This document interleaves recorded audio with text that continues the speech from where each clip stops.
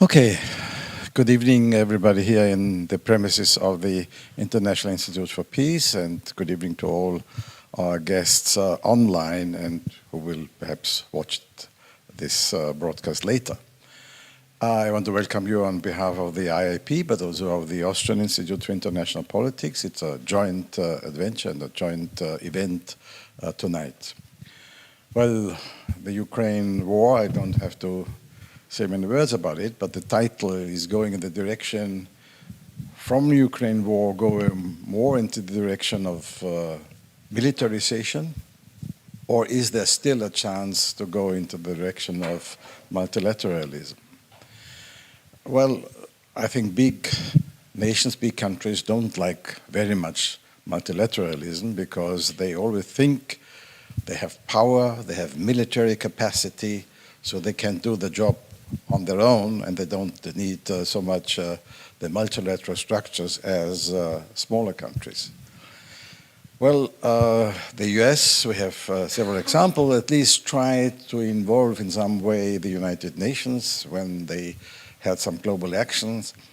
Also, on several cases, they interpreted the mandate quite extensively, or they presented the UN, for example, with fake news when you think about the Iraq war. China is promoting very much multilateralism, but if it concerns Chinese interests, especially in the South China Sea, or in the case of Taiwan, there's not much talk about multilateralism. And of course, the biggest blow and recent blow came with the aggression against Ukraine by Russia. So we are in a very fragile situation, and of course it would be interested and will be interested to hear from our guests. Unfortunately, some had sick and have COVID and couldn't come, but Stephanie will then explain that. So this is the very fragile situation we have. And there are some changes which could go into more militarization. There is now probably a new membership of NATO by Finland and Sweden. This is not, for me at least, not start for a new Cold War. The Cold War started before with Russian action. And think about, it was not only about Ukraine, it was about against Georgia, when we think about Abkhazia and South Ossetia, it was against Moldova, when we think about Transnistria, and then, of course, Donbass and Luhansk and Crimea, and then, of course, the brutal invasion in Ukraine. But the question, for example, is, I would be interested to hear, will Sweden and Finland contribute to a stronger militarization? Or will these two countries, who have been very strong supporters of multilateralism, still support multilateralism as another NATO member in the north, Norway? So this, I think, is not automatic, but it is for me also a question of discussion. And of course, we have China as, and we're very happy to have a China expert here with us. Because the question is, we cannot build multilateralism and enhance and force multilateralism if we don't in some way include China. Now, I read recently an interview with Mr. Burns, the head of the CIA, who said, still for us, the US, the biggest enemy is China. If that is the case, then there are only two enemies, China and Russia. So what about multilateralism? Is there any chance to revitalize it, or are we only going into militarization of international relations, which would, I think, be very bad for peace? So these are only some questions, but there will be many more put by Stephanie, who are leading and moderating that discussion. Again, thank you for coming here, and thank you for listening and looking. And I hope for a very interesting discussion, and of course, I hope for your participation. And I hand over to Stephanie.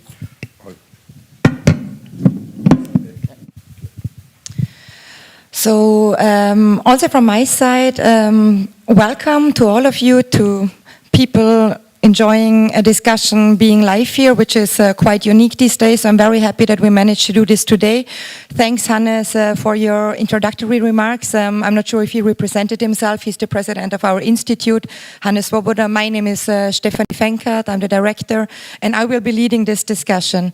Maybe to start first, I'm very, very sorry to say that LUIZA BIALASIEWICZ unfortunately cannot participate because she catched COVID again, and even more unfortunately she is also not that well, so she will not even be able to participate online. However, I'm still happy that we do have three excellent speakers. MYKOLA KAPITONENKO, he is an associate professor at the Institute of International Relations of Kyiv National Taras Shevchenko University. He's going to be zoomed in from Kyiv because, as we know, males are not allowed to leave the country. I would also like to welcome HEINZ GÄRTNER, professor at the Vienna University and also chair of the advisory board of the IIP. And definitely not the least is Thomas Eder. He's a China expert and affiliated researcher at the Austrian Institute of International Affairs. So a very warm welcome from my side. I'm really happy that we managed to come together again. The topic today is a tough one, of course, because we talk about the world order after the Ukrainian war, militarism or multilateralism. First of all, it is, I think, very difficult to talk about the world order after the Ukraine war, if we consider that the war is still ongoing, Kyiv is still being shelled, not Kyiv, but Ukraine is still being shelled, people are still fleeing, and the war is still ongoing. However, what happened on 24th of February, I think, shook the whole world, and I think we are still in a sense, trying to understand like how this is also reshaping not only Ukraine itself, Russia itself, the people experiencing this horrific invasion, but also the whole world order. Because as we tend to think, the war is probably not only about Ukraine. I mean, Ukraine does have, of course, also a role also from a Russian point of view, but it is also more. It is also about an international order and the role Russia will have in it or Russia wants to play in it. We will talk also about in Europe, since we were so stuck by this horrible event. So we talk a lot about militarization. It is very important. I mean, immediately Germany, for example, said they are going to spend $100 billion and they will also expend more money on their defense capabilities in general. Hannes already mentioned the probable NATO accession of Sweden and Finland, but we see already Turkey is already putting some finger on it for other reasons. So topics are, I would say, quite diverse. And nevertheless, I'm very happy to see MYKOLA here. It has been quite a while since we met for the last time. So I do hope you are well, and I very much appreciate that you always have time for us and to discuss with us, to share your opinion also with an Austrian and international audience. We're also live streaming the event, we are recording it, and I, after the interventions, I do very much look forward to your questions, and you can pose it directly to our panelists. Nicola, I've been mentioning that while Ukraine is still being shelled and bombed, it's very difficult to talk about the world order after the Ukrainian war. However, I also mentioned that many experts claim that the war in Ukraine in essence is not about Ukraine, but about the future of the world order and the role Russia will have in it, and also probably the role it wants to have. How do you assess this, and what can the West do to support Ukraine? What role does diplomacy have, and is there still a possibility of negotiations? Do you see this happening? Are there additional tools other than, for example, supply of military aid to Ukraine, how we can support Ukraine?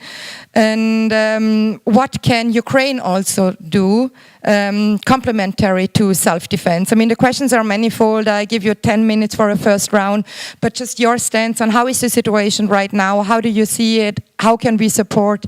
And also, how can we support differently than with military aid? What do you think? And thanks again for joining, and I'm happy to see you safe and sound from my angle here.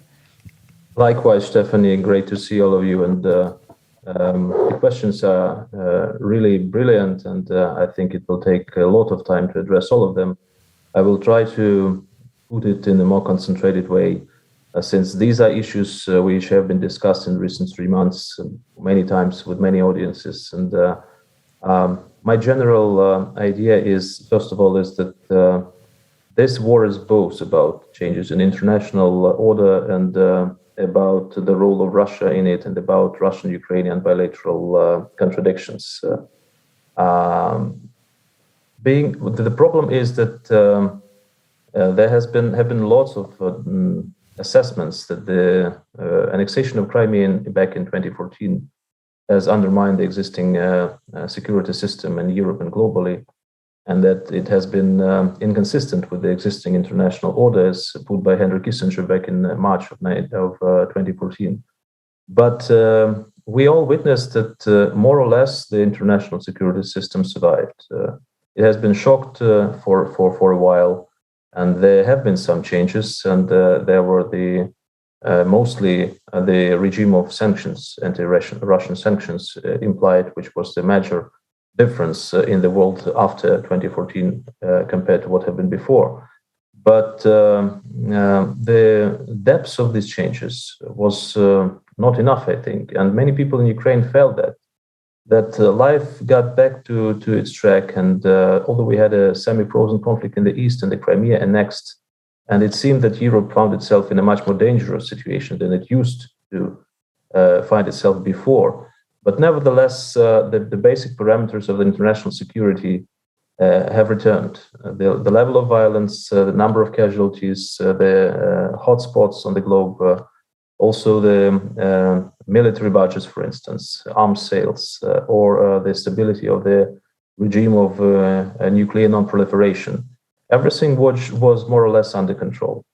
But in February of 2022, I guess lots of these things have changed fundamentally.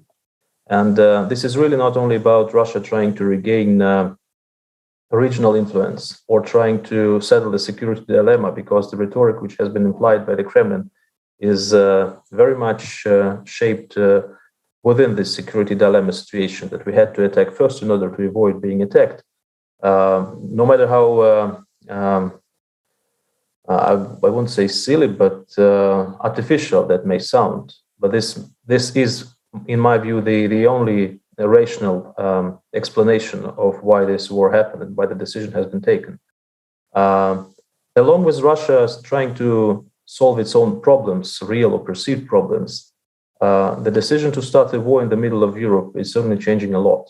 And I personally think that we still have to wait and see, because the war is always a very risky affair. And even having a huge advantage over an adversary, you can't be sure about the final result.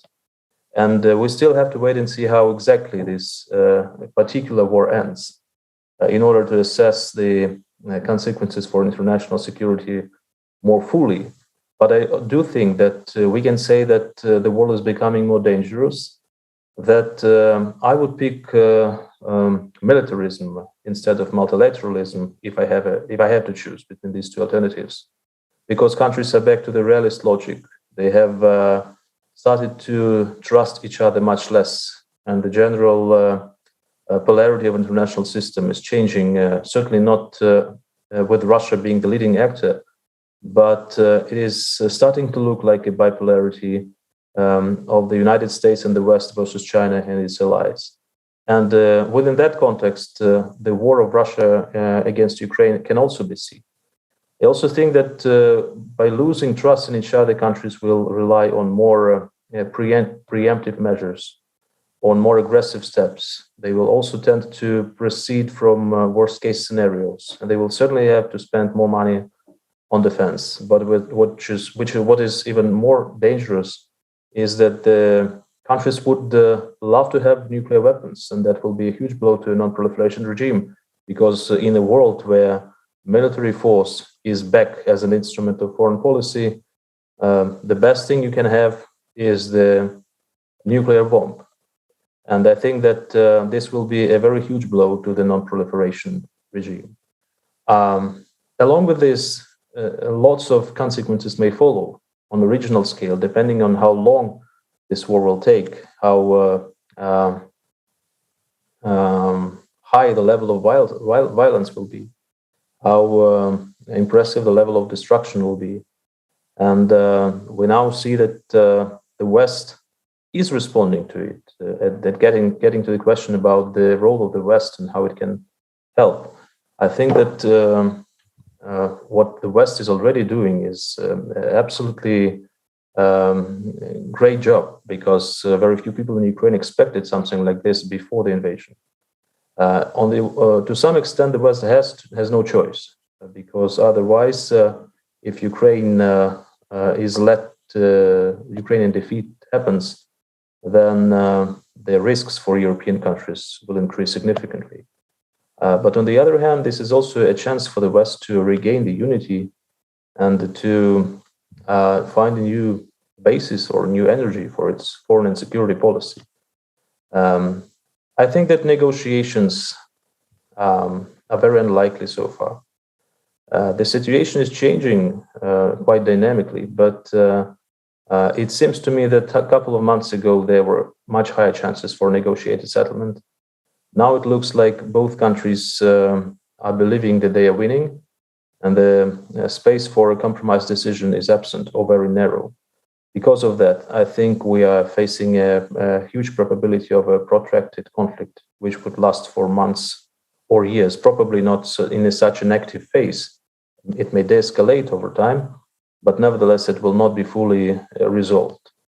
And when the issue of negotiations comes up, I believe that the most perspective point of possible compromise starts with the security guarantees for Ukraine, because without it, there can be no progress.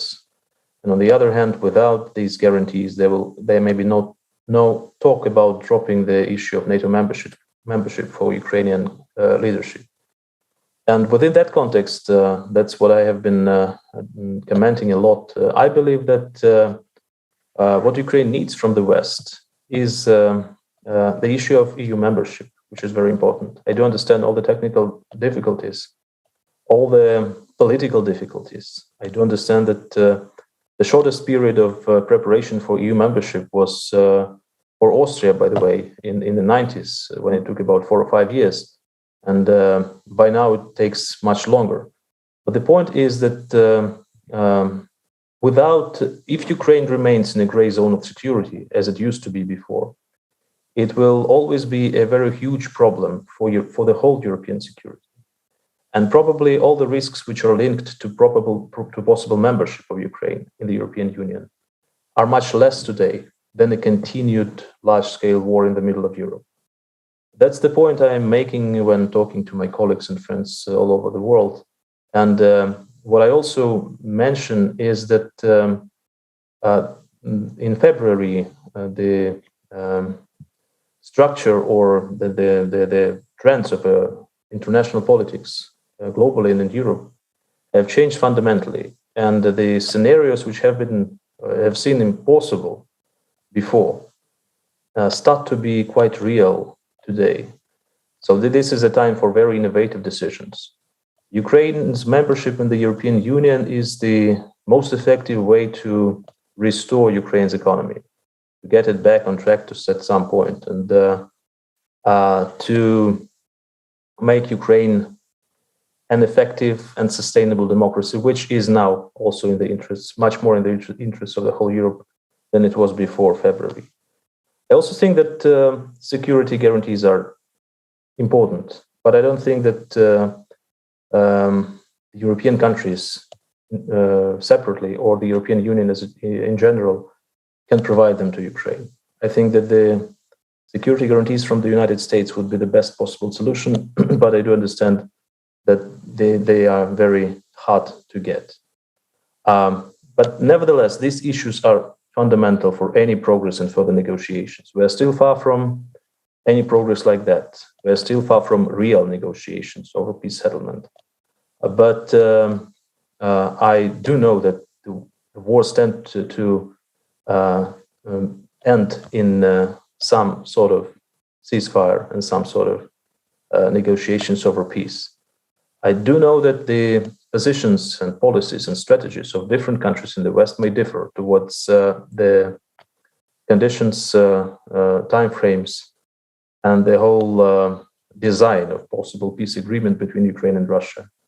But I don't think that any Western countries is serious about trying to get this conflict as long as possible.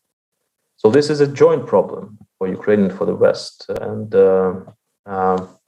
it should and can be addressed, I guess, jointly by common efforts.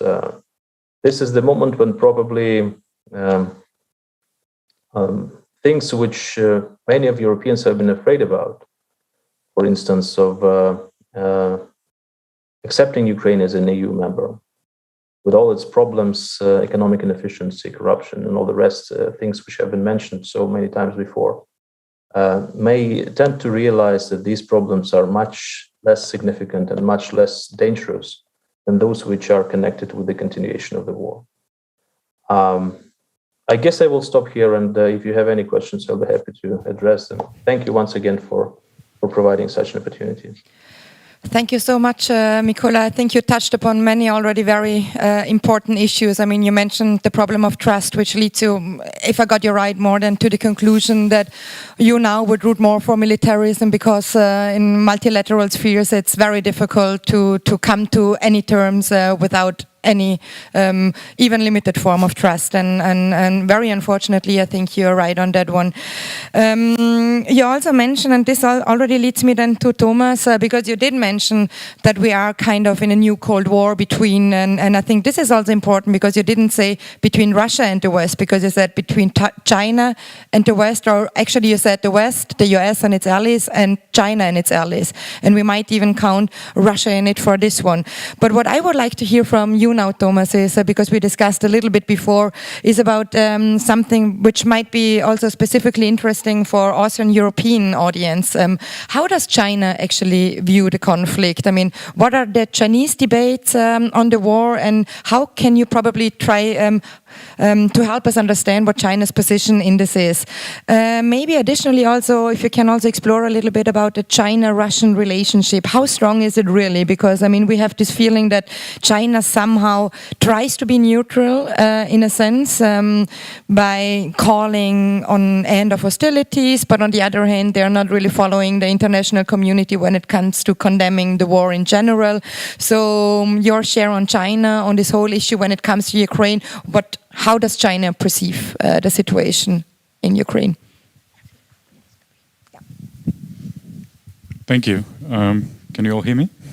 All right. Well, thank you for the very kind invitation and introduction to this debate. And I think I can contribute something that, as you said, audiences here might not be as familiar with as other aspects of the international order's reaction to this conflict. What I want to talk about first is how Chinese experts, Chinese scholars from universities and think tanks debate the Russia-Ukraine war, how they view it. Some caveats I want to preface this with. What you can read in published Chinese discourse is, of course, only the tolerated discourse, so what hasn't been censored, and of course there's also self-censorship going on for experts not to run into trouble. One example of censorship in this case was a prominent statement by 5 professors from top universities early in the war who posted online a very strong critique against the war and trying to position China fundamentally against it, and that was taken down immediately. So you can see they were outside the bounds of the tolerated discourse. Another small point of information I want to give you, talking about Chinese think tank experts, is the 3 most important Chinese think tanks on foreign policy. Those are CICIR, CICIR, the affiliated think tank of the Ministry of State Security, then CIIS, affiliated with the Foreign Ministry, and then the Chinese Academy of Social Sciences, CAS. So what I want to say about this first is that there have been notable shifts in the discourse over the course of the war, it not being over after a few days, as had been expected, and Russia suffering very heavy casualties. So you can see in the Chinese discourse that immediately after the invasion, there were many people drawing parallels to Taiwan and calling for their own government to take this as a precedent and also apply a military force. Only 2 weeks later, the discourse shifts and notices only that in Ukraine you have a very fluid situation that needs to be monitored and analyzed. So no longer calls for immediate action in Taiwan. A second shift, in the beginning experts only described the situation in the Russian term of a special operation or a crisis, but some weeks later they came to call it a war and a tragedy. Now, aside from these shifts, there are some common trends I want to note. The first is that Chinese scholars do not blame Russia. They blame the US, NATO, sometimes Ukraine, and they generally justify Russia's actions. One supposed justification is the expansion of NATO. Experts, for example, from the Kyiv think tank and the renowned Renmin University argue that these expansions were never about the security of Europe, but rather systemic power of the US. They draw parallels with the US alliance system in the Indo-Pacific, and they quote US realists like Mearsheimer and write that the West just didn't understand Russia's red line and pushed it into a dead end. Second argument here is that this NATO expansion goes back to the West seeking absolute security, which no country can ever reach. There can only be shared and relative security. And this supposedly turned an initially pro-US Putin into an anti-US president. They claim, for example, the president of CIIS, that the war wouldn't have happened if the West hadn't sought absolute security. Interestingly, these scholars never use the concept of shared security in defense of Ukraine's security interests. Ukraine is downplayed, only features as a buffer zone. And to several scholars, the conflict is also not about Ukraine, but rather the wider security order. Some scholars also talk about multi-party democracy being to blame, leading to division, and immature Ukrainians voting for a comedian. Others even repeat conspiracy theories about US biolabs in Ukraine and supposed related threats. No one in the Chinese discourse supports sanctions. A second common trend is that scholars take a pragmatic and realist view, though, of the war's implications, and they put some distance between China and Russia. They expect that China will profit from the war because of Russia's increased dependence on China, but at the same time they also warn about inflation and discuss ways how to work around Western sanctions. Some scholars note that China should stand with Russia as long as it doesn't fail. Counterattacks against the US, as it is put, can supposedly be carried out separately but not jointly.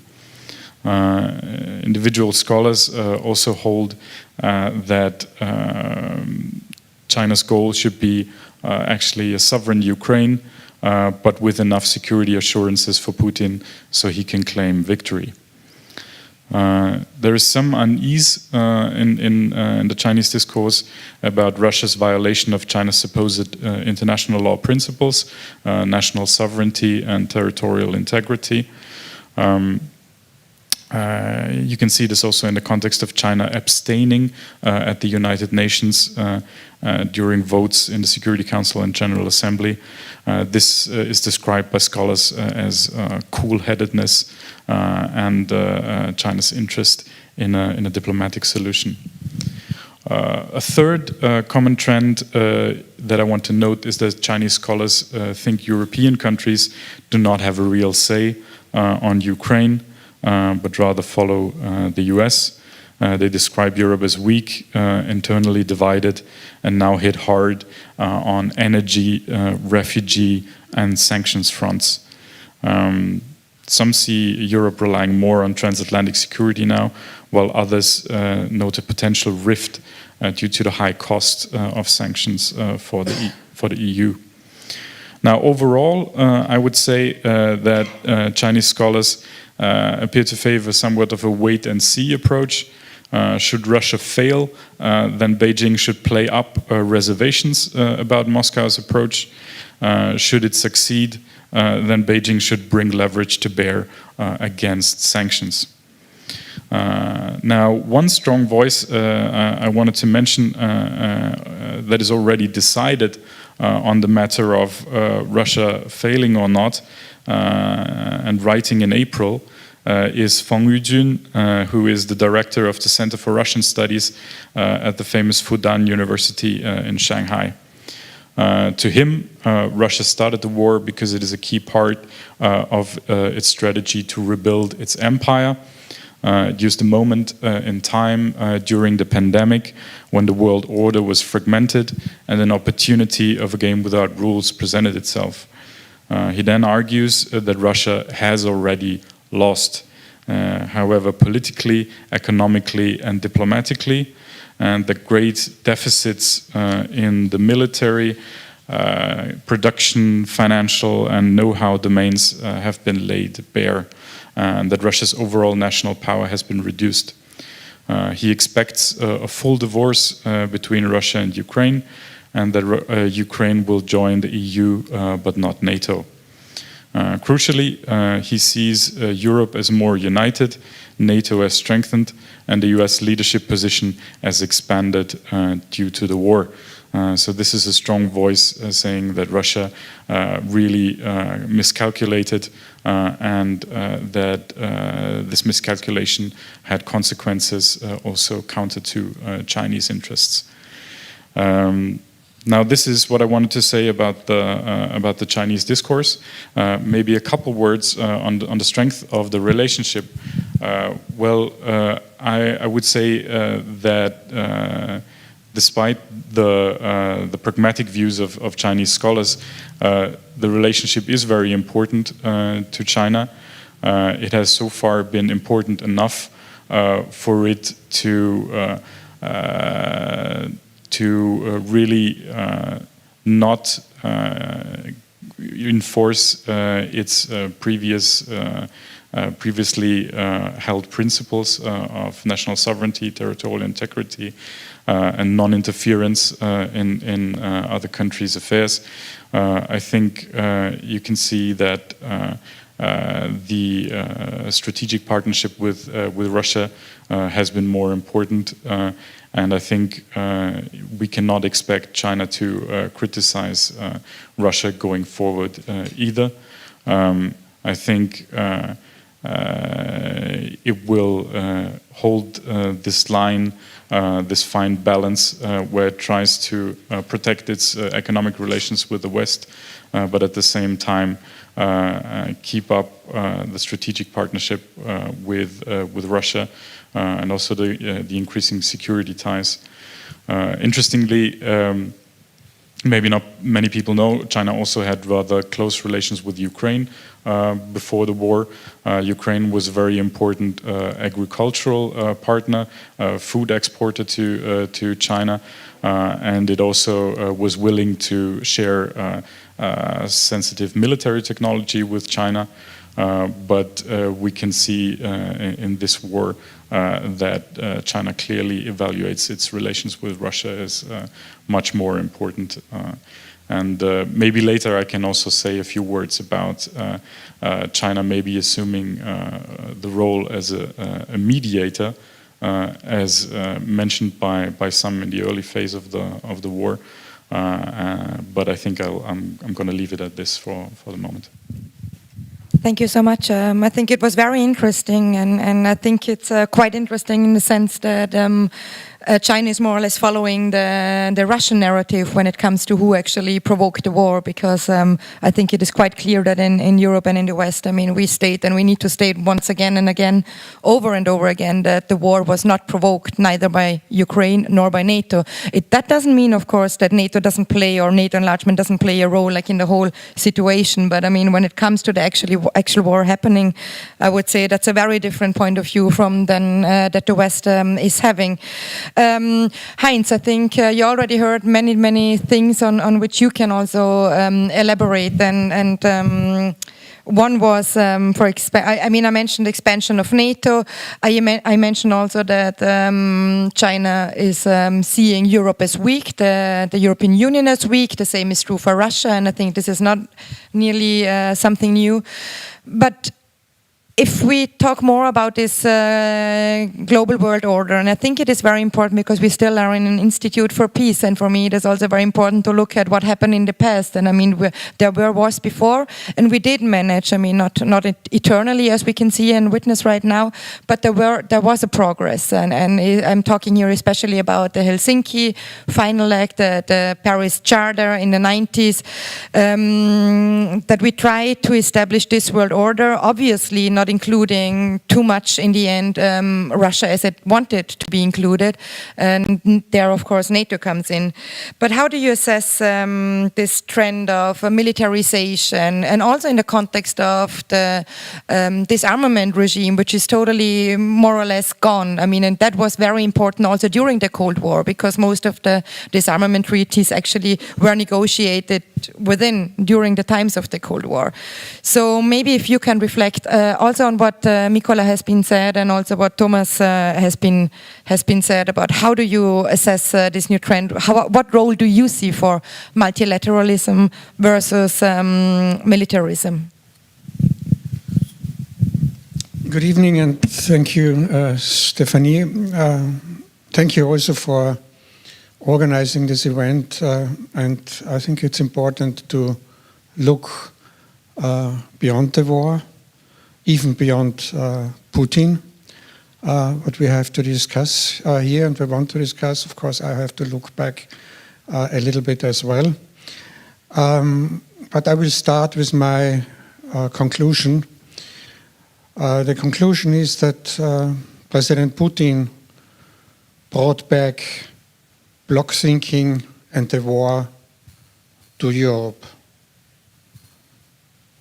I refuse to accept that the Putin's reality will become the new norm in Europe. We have to look beyond this norm of Iron Curtain, Cold War, cordon sanitaire, which seems to come down now in Europe. I will come back to at the end of this, but of course we have to analyze. We have not only to discuss norms, but analyze the situation as it is unfolding, and it was unfolding already years before the war. There was a polarization in the world. It started not only with President Trump, it started ways before. I will look at it. I look at the polarization and the world order, as you said, Stephanie. But also I will touch upon a little bit on the discussion we have on neutrality, not too much, I promise, not too much, but a little bit, because neutrality is a topic now for various reasons. One reason is, of course, because Austria is neutral. We have a debate in Austria about neutrality. We have these suggestions about the Austrian model for Ukraine, which I very much supported since 2014. But also we have this new applications by Finland and Sweden to NATO and giving up their non-aligned neutral status.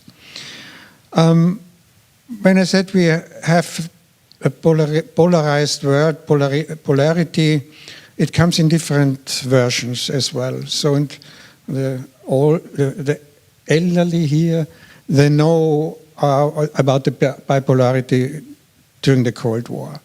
So it was not a very pleasant time. So it was arms race, it was conflict, it was interventions in third world countries. It's a permanent danger of war. But of course, there were some, as Stephanie mentioned, mechanisms like arms control agreements. We had some developed international institutions like the Helsinki Conference, and I will, Stephanie mentioned it, I will come back to it as well. So now we have a polarization, a polarized world. The main polars, of course, are the US and China. And we have this polarization without multilateralism. There's not much multilateralism here. And it's mainly due to President Trump, who cancelled most of the arms control treaties, denigrated international institutions, left some international institutions. President Biden did not really restore all this. He went back to the Paris Climate Agreement, but not that much more. We still in arms control have two treaties alive. That's the START Treaty and that's the Non-Proliferation Treaty. So it's not much left. After the situation of bipolarity, some political scientists like Charles Krauthammer was speaking of a unipolar moment. That was the high time of the neocons in the US, and that's what a situation, a constellation what the US strives to get back to as well. This unipolar moment as a permanent moment. What it didn't work out, and it was not peaceful either, everybody knows, during this unipolar situation, on unipolar moment, we had the Balkan wars, we had the interventions in Afghanistan and Iraq. So it was not that peaceful as the theory of hegemonic peace would suggest. What happened then, and many scholars observed this unipolar moment vanished and new poles were coming up, and I was speaking already about China. China is not, the US desperately want to prevent that China becomes an equal power. It is not yet. It is not yet, but that's a real fear what the US has, and especially President Biden and his defense minister, Lloyd Austin, always refers to China. China should not become equal. It is not equal economically and in military terms, but still it is the emerging power. When we talk about poles, Russia was mentioned, but we also had in this multipolar world and the rise of the rest, how it was called once in a while. We can refer to India, Brazil, or all the other BRICS states. Looking back in history, multipolarity was not peaceful either. If there were not multilateral mechanisms, so we had multipolarity before the First and before the Second World War. So what we had and still have is and it's also called in the American security documents, a great power competition. We do have a great power competition. Great power competition, look into history, and great power competition in a situation of polarization always comes with two features, with two characteristics. One is we do have alliance building. Everybody is looking for allies and alliances. So, of course, we have in the West NATO. The Warsaw Pact Treaty disappeared after the end of the Cold War. NATO stayed, survived. Some spoke about the demise of NATO, what did not happen. We can discuss the reasons why NATO is still here. But the US is building new alliances in the world. We have especially in Asia, because China, of course, ACONS, the alliance of Australia, UK, and the US, but also a similar alliance, the Quad, which includes the US, UK, Japan, and India. We have in the Middle East, which is also in some sort of alliance, the Abraham Accords, which is a regional association alliance against the hegemony of Iran.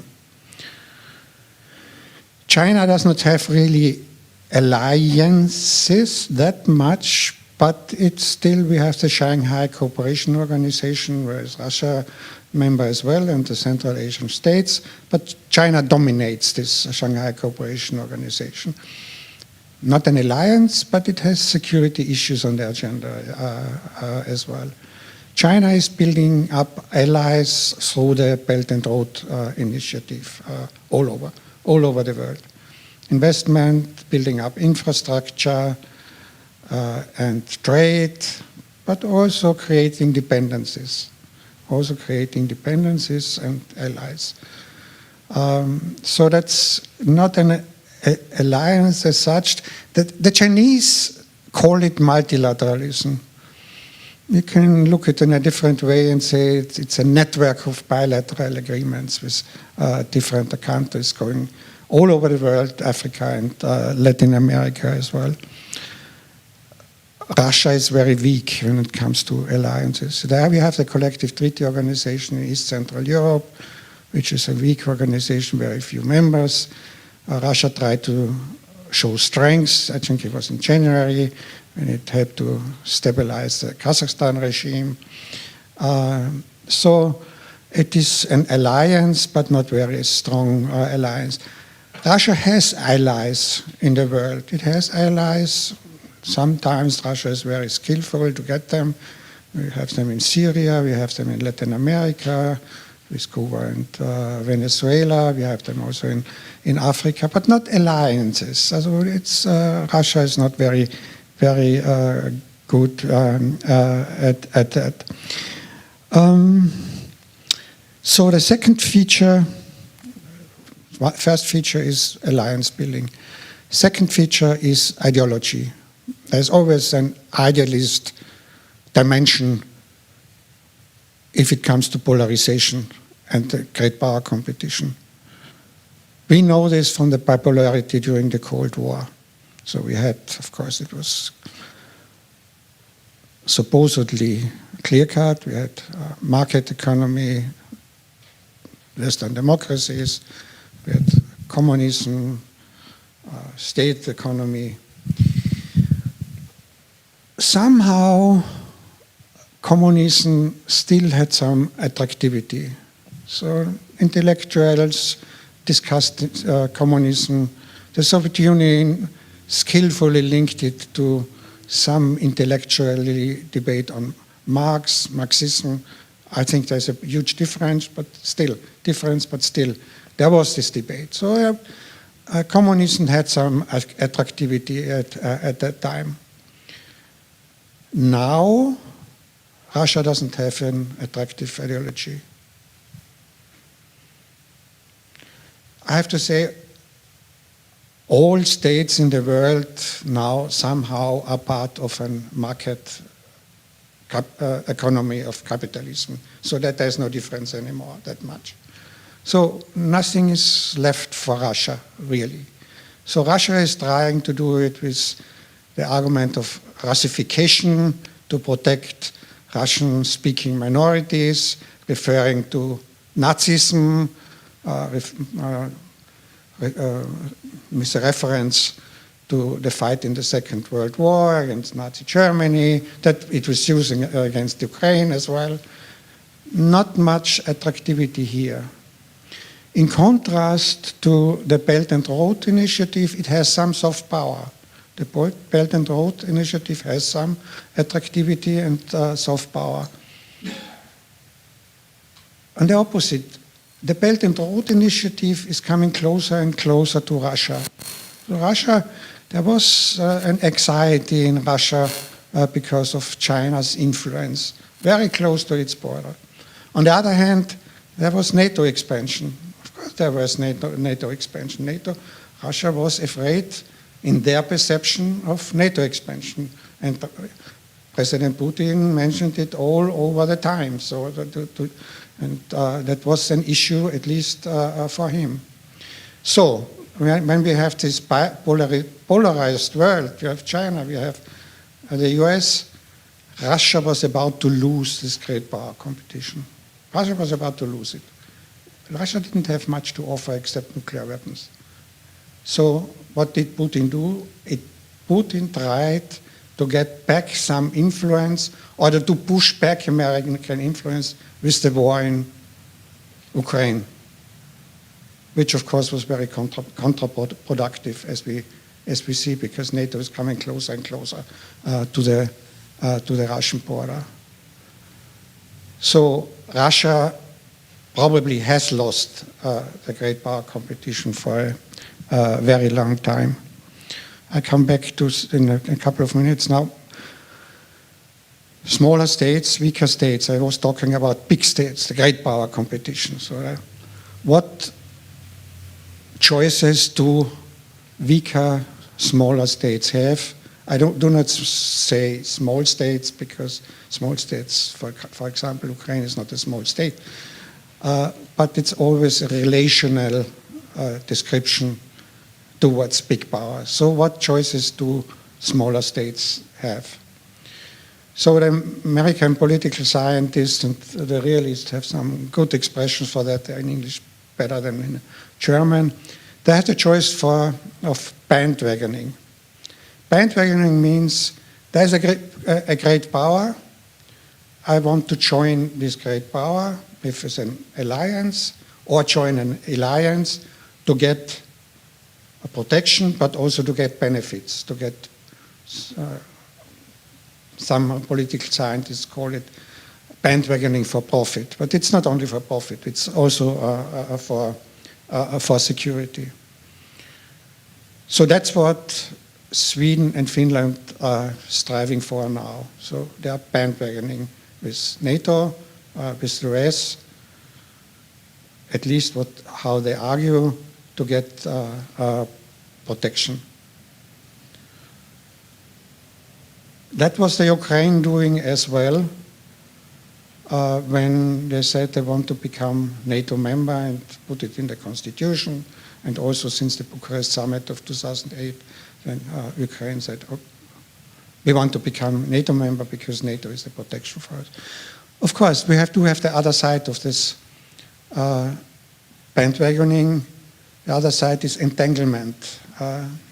You get entangled in great power conflicts, which probably not all the time are your own conflicts. So that's a danger here as well. So in small states, in that case neutral states, are getting protection, they have to contribute as well. And the case in point is Article 5 of the NATO Treaty.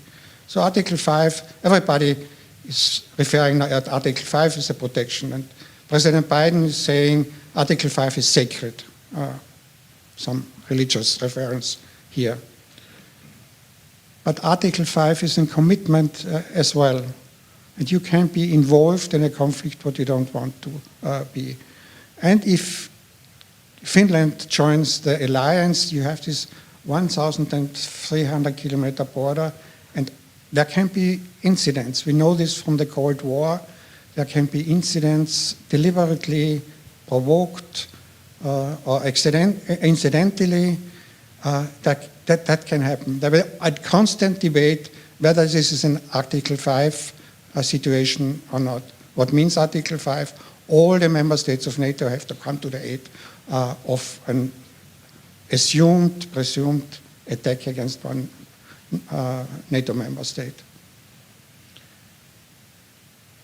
The Finns and the Swedes are arguing, no, it's not that dangerous. The reaction of Russia would be some cyber attacks. What I doubt that's limited to this. I do think there will be a military build-up on both sides of the border. Cyber attacks, according to NATO, are Article 5 issues.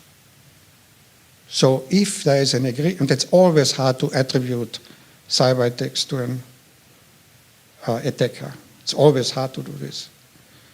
So if there's a cyber attack and the NATO Council comes to the conclusion, Russia, China, or whoever is the attacker, there is a commitment by the member states to contribute to defend this country against an attacker. Very, very dangerous dynamic of escalation built in here. That was not that much as long Sweden and Finland were neutral, because they didn't have the commitment to do so. So I come to the optimistic conclusions later. Pardon? Yeah. I will explain this and come back to this. What you asked the question for Helsinki, and so I will not discuss it now. I will discuss it a little bit later. But just let me finish this thought.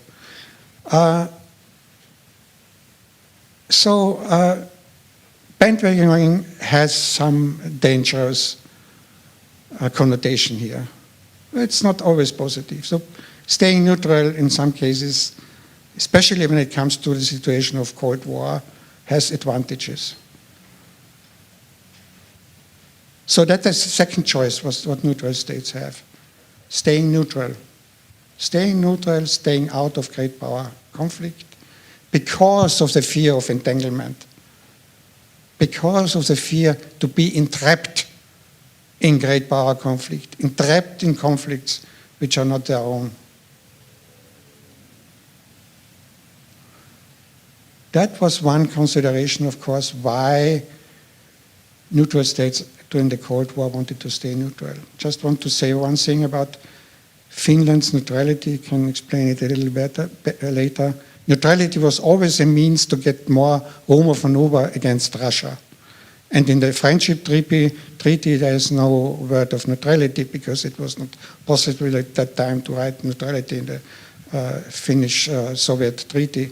But in the treaties, we don't, as the treaty says in the preamble, we want to stay out of great power conflict. So that's what it is neutrality about. So these are the two choices. So far, Austria has taken the second choice in '55 and stayed until today.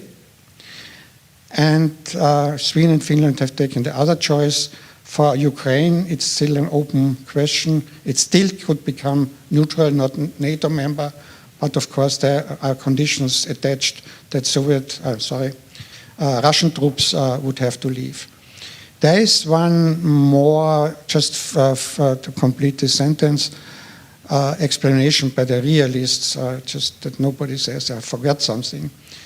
One more choice would be balancing. Bandwagon balancing, that smaller states and states altogether would balance against an enemy, against a big power, against a threat. Balancing is a big power concept. It's not much for small states, because small states do not make much of a difference balancing. Of course, now Sweden and Finland are arguing we have a big contribution to NATO. When a push comes to shove, it will be a war between US and Russia. It will be a nuclear war. So Finland and Sweden will provide infrastructure. Finland will become a front state in that case. So we have now the situation of a Cold War, a cordon sanitaire. We see a cordon sanitaire, a new iron cordon. We have to go beyond this. And Stephanie mentioned already several concepts. I have others to offer in the discussion. But we have to go back to multilateralism. We have to think about Helsinki 75. That's the best document what the Europeans ever created. I can argue about this, and this will I discuss a little bit later. Thank you. Thank you, Heinz. I mean, it's. I know I posed a very, very difficult question to you, and also a very long one. So don't get me wrong; it would be super interesting. Yeah, it's super interesting, and I think a lot of different concepts are in there, and it is also quite opposite to what, for example, I would say also MYKOLA said. You know, like about at this point, I mean, we don't really see that this is actually a possibility for the world, for Europe. I mean, also in combining our efforts, and especially in the case of Ukraine, I would say. I do want very briefly, though, to give you the floor to all of you, just to react very briefly before we go into the panel, into the discussion, into the Q&A. If you want to say something on what you just heard, MYKOLA, maybe on China relations, and he also mentioned, you know, that Ukraine actually also had a good relationship, or quite an economically good relationship with China.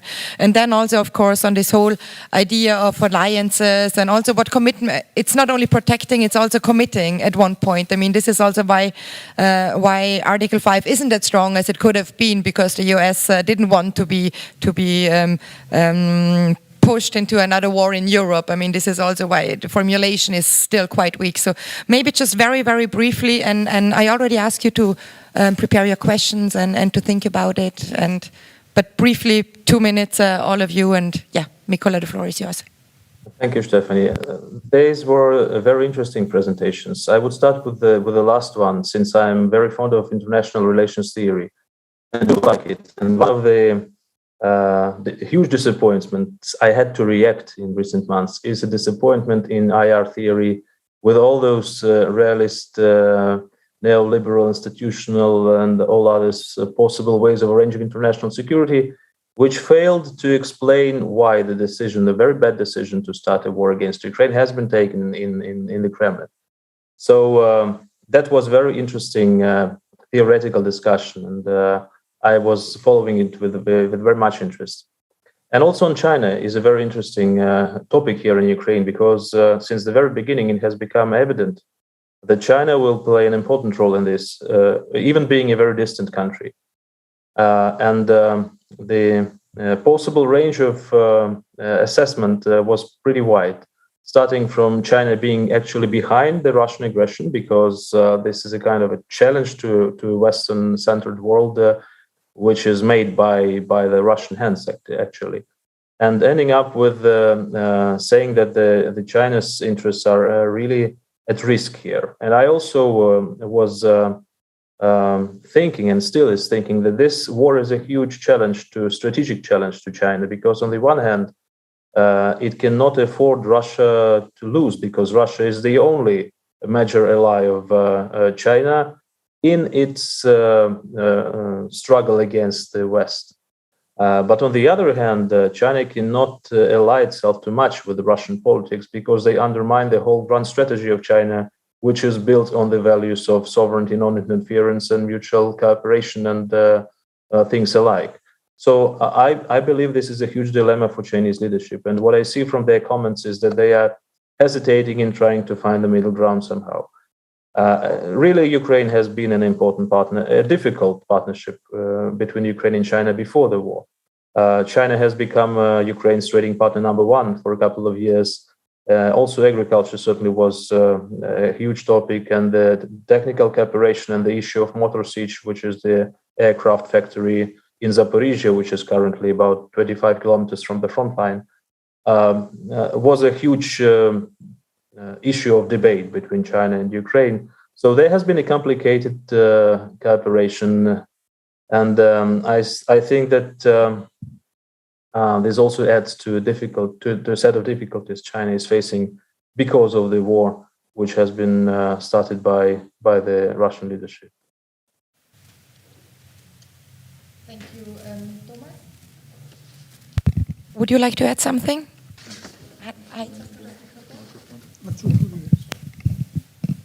Thank you. Maybe 2 points. One on multilateralism, a point that I found interesting in the Chinese discourse on the leadership level, on the political level, is the repeated calls for a new security mechanism in Europe. which is supposedly necessitated as evidenced by the war, and China continually completely ignoring the OSCE in these calls, pretending that there apparently is no European security mechanism to speak of. So this on China and its view of multilateralism in Europe. And then I would like to briefly come back to China-Russia relations and say that this has really been building for a quarter century, with 1996 being the date of the strategic partnership being concluded between the two countries. In 2001 they had a friendship treaty, then they cleared up all their outstanding border issues, and then following the financial crisis in 2008 they had a breakthrough in oil trade, and then after the Western sanctions in 2014 they had a breakthrough in gas trade, and now economic relations have sort of caught up with political relations. But what I also wanted to say is this relationship is now intimately connected also to the Chinese leader Xi Jinping, who has been at the helm since 2012 and has really had very close diplomacy connecting with Vladimir Putin, and has now on February 4, before the war started, at the Olympics in China, also concluded an agreement with Russia of a strategic partnership with quote-unquote no limits. So he has really taken this to a new level, and if he were now to distance himself from Russia, this could also open him up to criticism of having pursued a failed policy. So this also now binds him personally to Russia and makes this a sensitive topic. Thank you, Heinz. Did you want to add something? No, not now. But we can already go into the question section. So who has a question? May you please present yourself very quickly, and if it is a specific question to one of the speakers, please also indicate that. Thank you. Hello, my name is Eni Lamte, and I have just recently graduated with a PhD in political science on a research topic which I conducted at the Documentation Center of the OSCE in Prague. So my question is regarding the Helsinki Final Act. And Professor GÄRTNER very nicely has written in one of the yearbooks of the OSCE in 2019 that the Helsinki Final Act is a document that does not identify enemies, rivals or foes, but concludes that security is indivisible and calls for collective security. And in this regard, in 2025, the OSCE will mark the 50th anniversary of the Helsinki Final Act. So my question is, in terms of positivism, do you believe that participating states will be able to set aside their differences and to work towards this spirit of unity for the sake of the 50th anniversary of the Helsinki Final Act, and also realize that disregarding the principles of the Helsinki Final Act sets a dangerous precedent for the generations to come, potentially undermining international peace and security in the long run? Thank you. Thank you. Maybe we collect 2 or 3 questions. So Hannes was also there. Thank you. I first have a question to MYKOLA, or maybe 2 questions. The one is on EU membership. I think one should be realistic. The EU is unfortunately very often promising things, for example, to the countries in the Balkans, Western Balkans, but not fulfilling, besides of the countries themselves are not fulfilling too much. So, I mean, I know and I can understand and support your interest, but in some way I think Ukrainians or Ukrainian scientists and experts should think about what kind of relationship could develop, because it's a development between Ukraine and EU until it is a full membership. You know, Macron made a proposal of some European conference, a special alignment between EU and all the candidate countries. So in some way, I think one should a bit elaborate on that much more. Second question also to MYKOLA is on the question of security guarantee by the US. What do you expect? What kind of guarantees? Is it a special Article 5 for Ukraine? Or what kind of security guarantees should it become from the US? Maybe you can elaborate.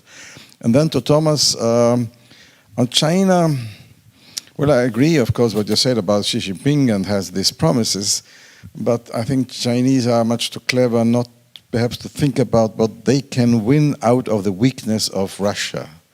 If Russia is not winning at least, perhaps not defeated, but not winning at least, and weakened in some way, as what already presented, what is China maybe thinking about, or Xi Jinping thinking about, that they could win? Some people speak even from territory, or is it another way? Because I think the formal declarations, nice, but I think the relationship of power between China and Russia will probably change unless Russia is suddenly winning the war, which I doubt very much.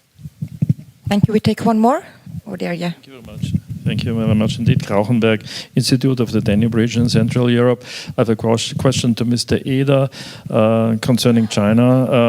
Xi Jinping, as it was rightly mentioned, first of all, he was saying no limits. However, you mentioned this one institute in Shanghai where there is a critical voice. In general, in the Chinese public, you have only words about US is to blame and NATO, and in this case, it's critical. Now, as we know a little bit about China, sometimes they let other people speak. Has that any importance, or is it just a small voice for a short moment? Thank you. Thank you so much. Who would like to start? Maybe MYKOLA.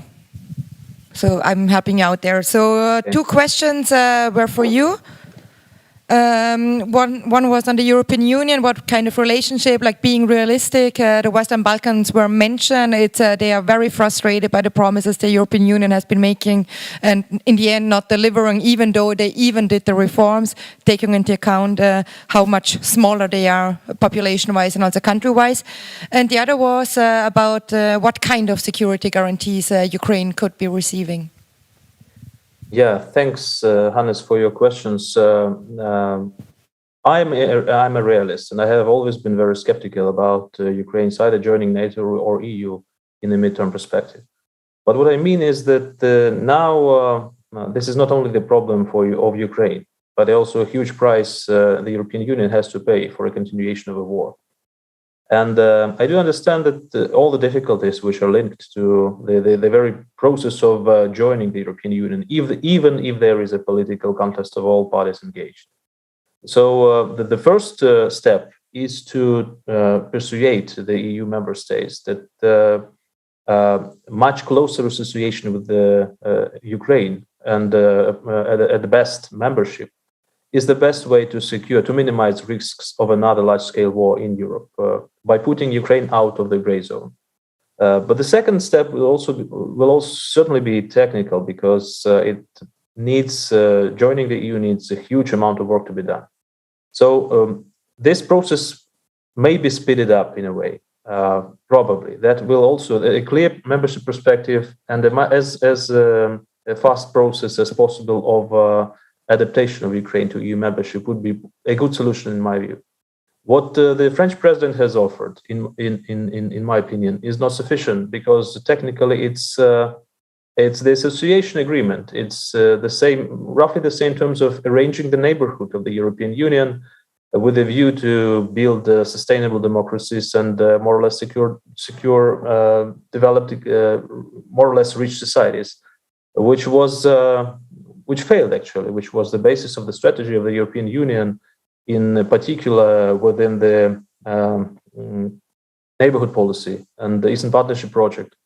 But it brought about not very impressive results. So I think that this is a joint interest of Ukraine and EU to find any sort of solution which would signal Ukraine becoming much closer to Europe as it was before.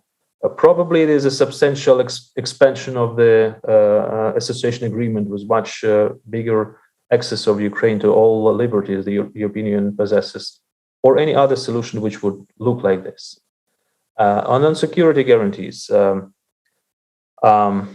when I'm mentioning the bilateral security guarantees on a bilateral level from the United States, what I mean is that this is the most rapid and most efficient instrument. I'm fully aware that the NATO membership is out of question, and it's basically probably it can be a negotiating chip in the bargain with Russia. So this is something Ukraine can reject in the future. And we certainly need protection. And now the United States are facing a huge dilemma because for their own reasons. Because providing security guarantees on bilateral, multilateral level have already turned the American foreign policy from isolationism 80 years ago to a very huge involvement into global affairs, which is stretching their resources and makes them react to any possible conflicts in distant areas. And that's because of that.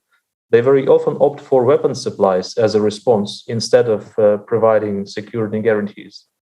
But we see now that Ukraine requires huge amounts of weapons and huge amounts of money. In these 3 months, we have received already tens of billions of dollars and much more to come as war continues. Probably this is the chance also for Ukraine to make a step out of this patron's dilemma, to arm or to ally, and to try to agree on both. We both need arms supplies and security guarantees. I think that the best way to arrange it technically is something like the defense pact, like the one which is existing in relations between the United States and Japan, for instance. But I also do understand all the difficulties, because today is not 1951, today is not 1975, and I don't think that all the decisions will automatically work under completely new circumstances. But at least I think that this logic can be applied here. Thank you very much.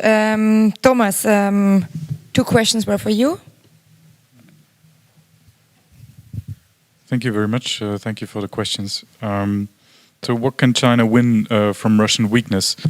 I think it is already winning with the relationship becoming even more asymmetric.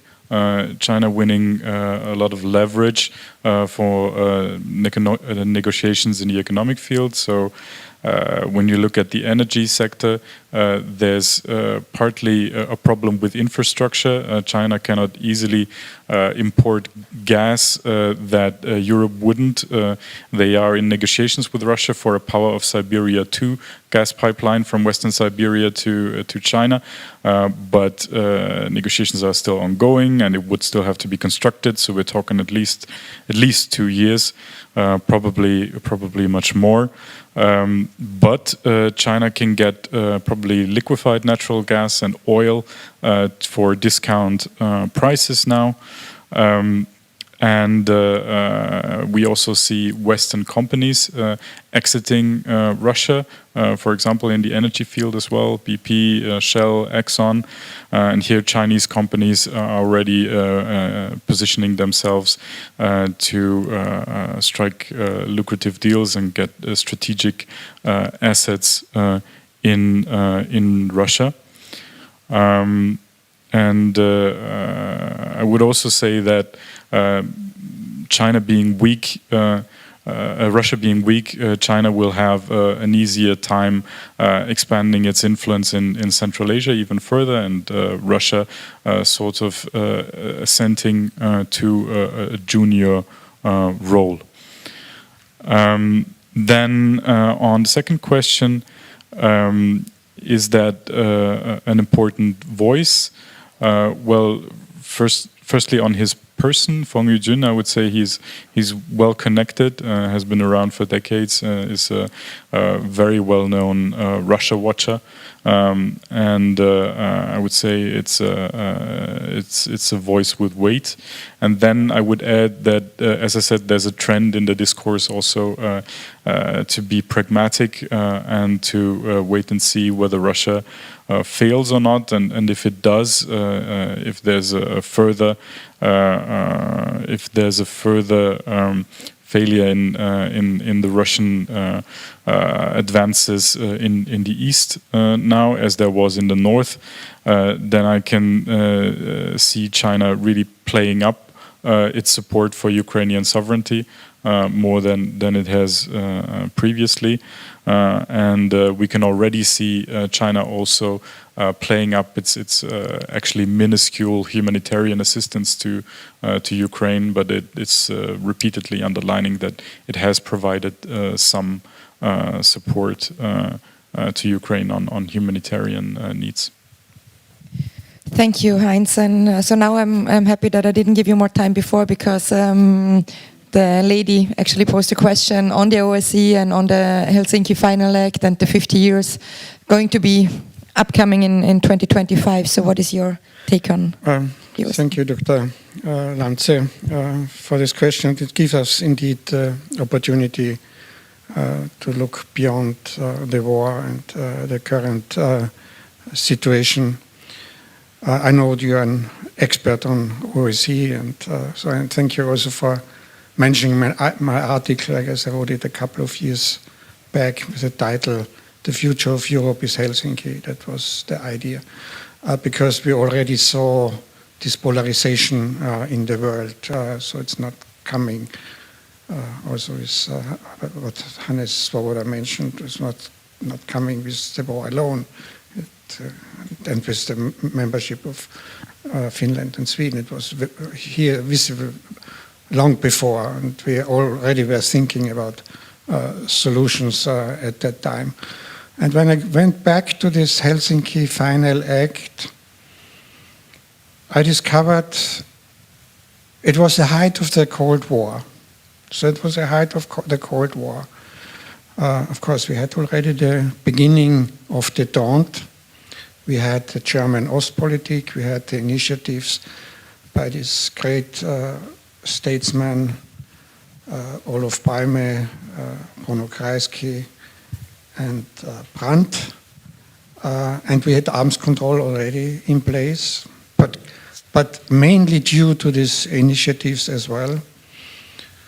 Also, it helped that Nixon went to China. This helped a little bit to get the Daunt in 1972 with the Soviet Union. But this document does not mention, as you said, there's no word of rival, enemy, foe, not even competitor. Like if you look at today's security strategies, defense strategies of the great powers, they're full of these terms. They're full. The Helsinki Final Act speaks of common security, cooperative security. Security in Europe is indivisible. Also, it was mentioned, that was with the reference, of course, to the German situation, changes of borders possible, but peaceful with consensus and based on international law. That would have been a solution for Ukraine as well, to do that in that way, how the Germans did it. So that's now they will have the permanent division in Ukraine because it was not successful doing this before the war. They should have looked at the Helsinki Final Act at that time already. So we always, if there's high tension or after a war, there are some solutions which go look beyond this. Of course, we know in Vienna, we had the Vienna Congress of 1815. So we had these Napoleonic wars. Congress of Vienna brought peace for 100 years.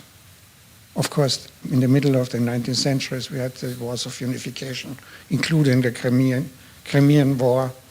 But still, it was some creative, and also France was adopted later on this Congress. After the Second World War, of course, we had the experience of the atrocities of this war. The idea was to create the United Nations, to have the Charter, UN Charter. It was something creative. After the First World War, the League of Nations did not work that out, but the idea was there. We had the UN. It was dominated later on by bipolarity, what was unfortunate, but we had international law. So my guess is after the Ukraine war, international law will be strengthened again, because we will see how important international law is, that it was violated. It was violated by Russia in this case, but great power violate international law. And the US is doing it all the time. I have to mention this as well. So it's not only Russia. But maybe great powers will be taken at their word. If they now refer to the international law, we will have to do it later on as well. So in the Helsinki Final Act also was a basis for civil society. So it was a basis for the Charter 77 in Czechoslovakia. And it contributed also to the end of the Soviet Union. We should not be so focused and concentrated whether with or without Putin. We just have to think at the new world. What we have now, of course, is this cordon sanitaire, what I mentioned. We have this dividing line. And if this continues and no Helsinki will show up, or will emerge, I guess the current OSCE will be not able to do it because it's blocked. The current OSCE, we have to have something parallel, like Helsinki, to create a new idea of it. It will not be Helsinki now, it might be Vienna. If we're not successful, Russia will be weakened. Russia will be a very weak state.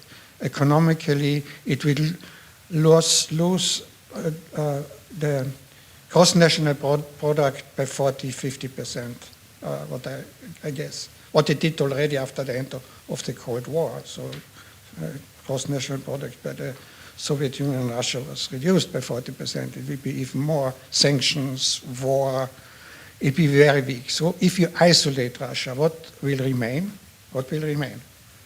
A big North Korea with nuclear power or weapons, and a state which can blackmail the Western states with the threat of nuclear weapons. We are terrified of North Korea that they might blackmail even Iran, even if Iran doesn't have any nuclear weapons. We are terrified that they might blackmail. But then we have a situation where Russia is nothing left but nuclear weapons. No economic strength, no good ideology, no attractiveness. So, if we look in the future, we have to have find some mechanism like we did with Germany after the Second World War, and not with Germany after the First World War. It was isolated, sanctioned, Hitler came to power, even more authoritarian statement, and Putin might come up as well. That would be very probably, so that would be no democracy will come up in Russia if it's isolated. So we have data. If one dictator is toppled, only in 8% of the cases we have a more democratic society. In all the other cases, it will be less democratic, more authoritarian, more corrupt. So that's what's going to happen if we're not going to have Helsinki or alike. Thank you so much. We are actually already reached our time limit, but if there is there any more question which needs to be raised? And no, there is one in the very back, Maurice.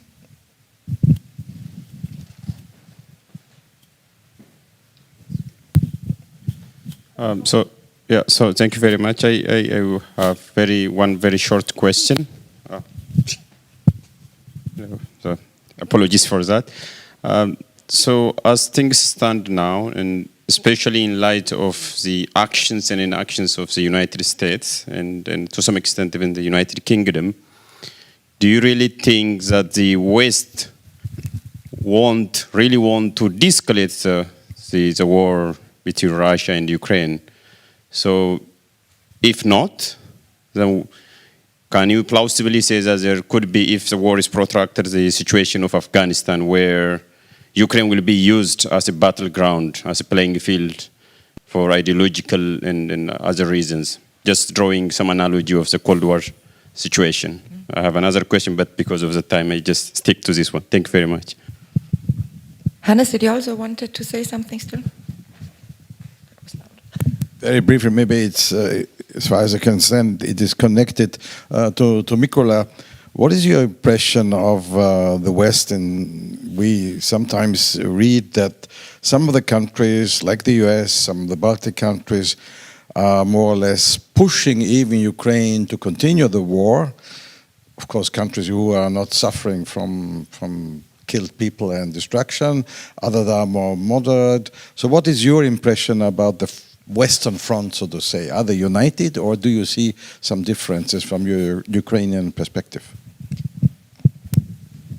Yes, and on my side also just a small question maybe to you about China and Russia. How do you see in the future the dependence of Russia on China in terms when it comes to the economy, especially because in the first 2 years after the annexation of Crimea and the imposition of the European sanctions, if I remember correctly, around $30 billion were given by China as loans to Russian companies. So can we expect something like this also in the future, and how will it shape the Russian economy and the Russian dependence on China? Thank you. Thank you. So we had a question for Thomas and one for Nikolai, and I'll start with you. Right. Thank you for that question. Yes, we have seen actually since the mid-2000s an increasing Russian dependence on China in a very specific way. China has been willing to help the Russian government renationalize companies in the energy sector. So Chinese money helped Russia nationalize Yukos after Khodorkovsky was arrested, and Chinese money has also been going to oligarchs and their companies in the sphere around Putin. For example, in the company Novatek developing LNG in the Arctic. So China has spent its money wisely, you could say, to increase not necessarily the dependence of Russia, but the dependence of the Russian leadership and oligarchs on China. Broadly, the trade volumes, of course, have also gone up, and China has become the most important single-state trade partner of Russia, even though the EU as a whole is still much more important.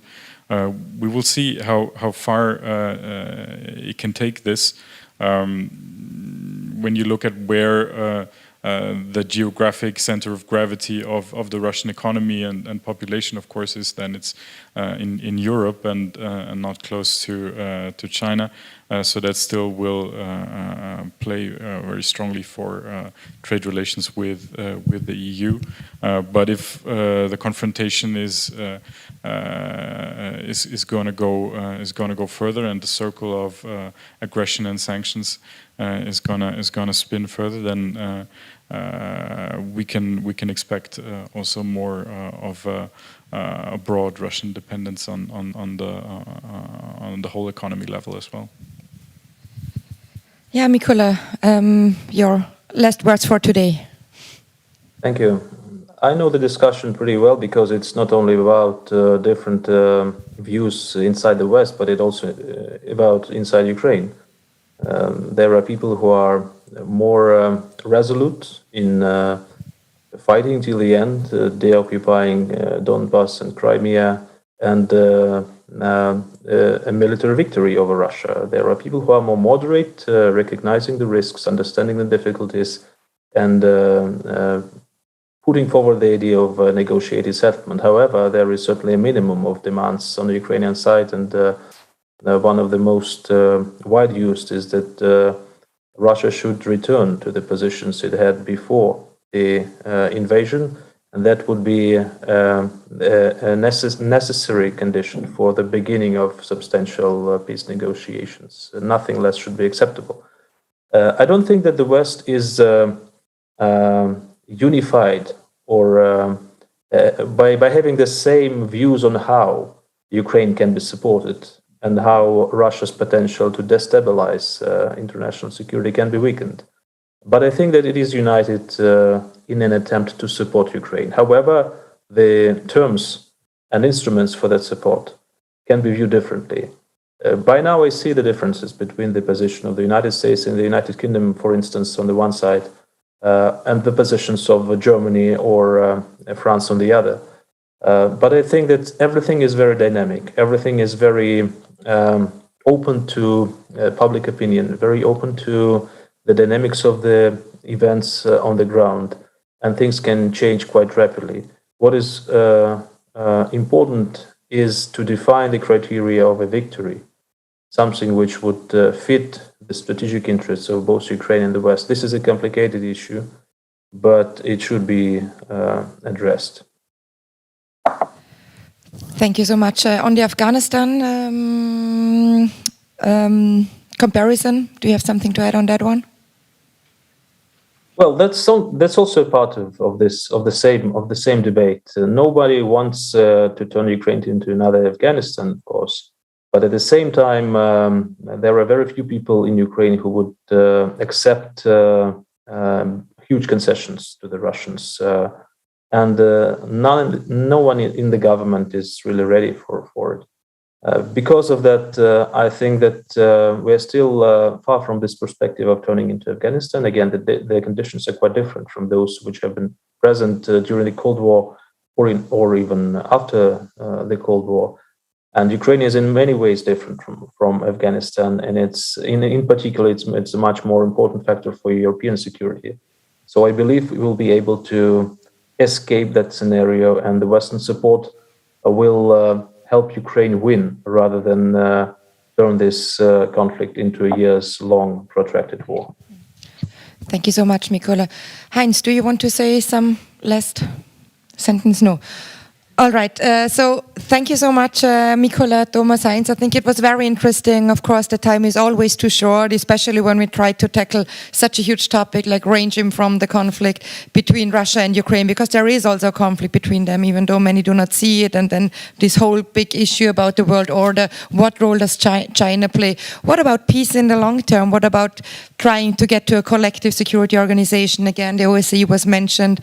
And thank you so much that you took your time, MYKOLA. I wish you personally and also from our institute all the best, and I hope to see you soon again, hopefully in Kyiv. That would be very nice. Thank you for joining. Thanks also to Thomas and to Heinz, and to all of you. Of course, I'm very glad that you came and that you listened. I hope you learned something. I hope it was interesting, and we would also like to invite you now to a water or a glass of wine or whatever you would wish, and to chat a little bit and to get off these topics. And thanks for coming, and enjoy the evening. Goodbye.